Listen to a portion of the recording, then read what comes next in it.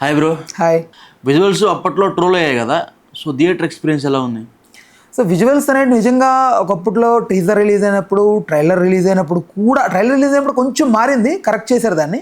Teaser release అయినప్పుడు బాగా troll అయింది, చాలా ట్రోల్ అయింది. ఆ గ్రీన్ మ్యాట్ విఎఫ్ఎక్స్ ఏంటి, అమీర్పేట్ విఎఫ్ఎక్స్లా ఉన్నాయి, అది ఇది అని చెప్పి ట్రోల్ చేశారు.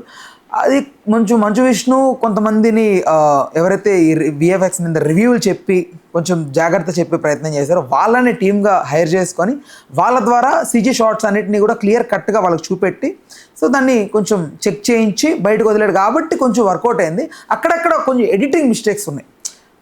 అంటే కొన్ని లేయర్స్ గ్రీన్ మ్యాట్లు తీసినప్పుడు 2 షార్ట్ ఫ్రేమ్ పెట్టినప్పుడు ప్రభాస్ది 2 times డైలాగ్ రిపీట్ అవుద్ది లిప్సింక్. సో ఇలాంటి కొన్ని ఎడిటింగ్ మిస్టేక్స్ ఉన్నాయి. And most of the visuals పరంగా అయితే నాకు రెండు మిక్స్ చేశారు. ఒకటి న్యూజిలాండ్లో రా టైప్లో తీశారు, న్యాచురల్గా తీశారు కొన్ని. అండ్ ఆ బ్యాక్గ్రౌండ్స్ చాలా బాగా వర్కౌట్ అయ్యాయి, చాలా అందంగా ఉంటాయి కూడా. అండ్ కొన్ని సీజీ షార్ట్స్ తీశారు పెద్ద స్టూడియోలో. లైక్ ప్రభాస్ ఉన్న సీన్స్ అయితే మోస్ట్లీ సీజీయే, అతను న్యూజిలాండ్ వెళ్ళలేదు, పెద్ద గ్రీన్ మ్యాట్లో వేసి మంచిగా తీశారు.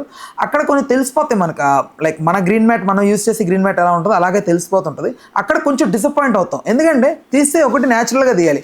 కొన్ని సీన్స్ ఇంకా తప్పదు మనకు, ఎలా అయినా సీజీలో చేసి తీరాలి, ఇది న్యాచురల్గా వర్కౌట్ అవ్వదు, కొన్ని ప్రాక్టికల్ ప్రాబ్లమ్స్ ఉన్నాయి, టెక్నికల్ ప్రాబ్లమ్స్ ఉన్నాయి అనుకున్నప్పుడు గ్రీన్ మ్యాట్కి వెళ్ళాలి తప్ప మనం ఊరికే గ్రీన్ మ్యాట్ ఉంది కదా అని వాడేస్తూ ఉంటే అది ఎఫెక్టివ్గా చూపెట్టలేం ఆన్ స్క్రీన్. రైట్.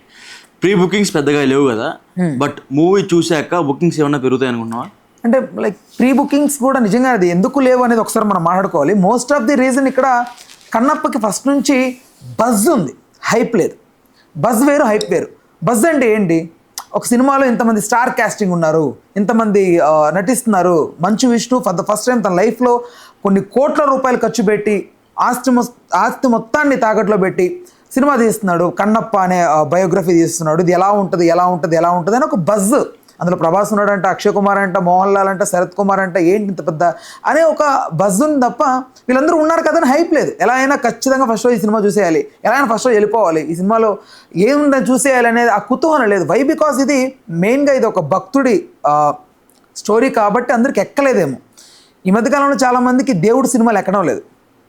ఒకసారి ఒకప్పట్లో అన్నమయ్య అనే సినిమా ఎక్కింది అందరికీ, ఒక భక్తుడు కథ.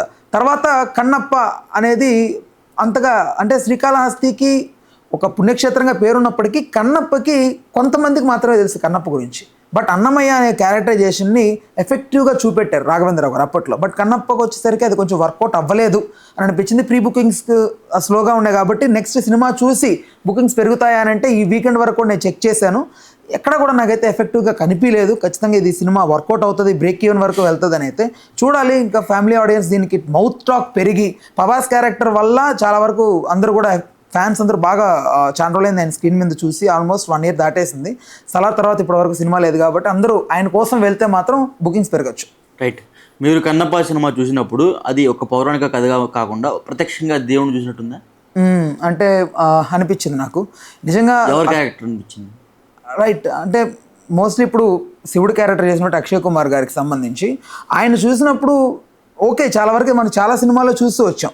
ఒకప్పుడు చిరంజీవి గారు శివుడు క్యారెక్టర్ వేస్తే కళ్ళకి ఎంతో అద్భుతంగా కనపడేది ఆ క్యారెక్టర్. అలాగే అక్షయ్ కుమార్ గారు వేసినప్పుడు ఓకే.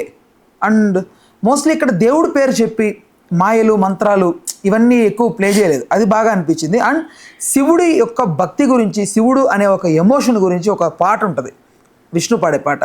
ఆ పాట ఎంత బాగా అందరినీ ఆకట్టుకుంటుందంటే అసలు మాటల్లో చెప్పలేం.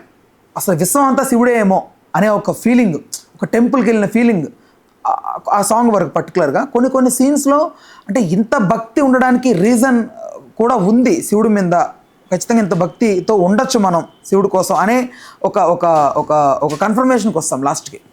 రైట్.